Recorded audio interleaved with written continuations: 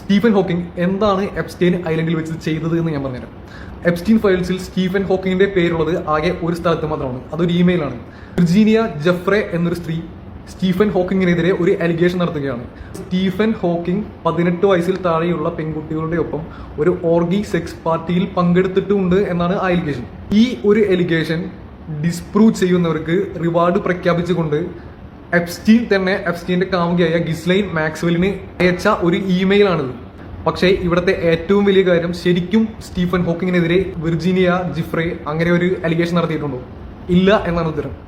കാരണം ഇത് എപ്സ്റ്റീൻ തന്നെ പടച്ചുണ്ടാക്കിയ ഒരു കഥയാണ്. അതായത് സ്റ്റീഫൻ ഹോക്കിങ്ങിനെ കൊണ്ട് ഇത് ചെയ്യാൻ പറ്റില്ല, സ്റ്റീഫൻ ഹോക്കിംഗ് ഇതിൽ പങ്കെടുത്തിട്ടില്ല എന്ന് ഉറപ്പുള്ള എപ്സ്റ്റീൻ വിർജീനിയ ജെഫ്രി അങ്ങനെ ഒരു അലിഗേഷൻ നടത്തി എന്നൊരു കള്ളക്കഥ ഉണ്ടാക്കുകയാണ്. ജെഫ്രി ഇങ്ങനെ ഒരു കള്ളക്കഥ ഉണ്ടാക്കി എന്ന് എപ്സ്റ്റീൻ തെളിയിക്കാൻ പറ്റിയാൽ വിർജീനിയ ജെഫ്രി നടത്തിയ മറ്റു ആരോപണങ്ങളും ഇതുപോലെ ഫേക്ക് അലിഗേഷൻ ആണ് എന്ന ഒരു അവസ്ഥ സൃഷ്ടിക്കാനും എപ്സ്റ്റീന് പറ്റും.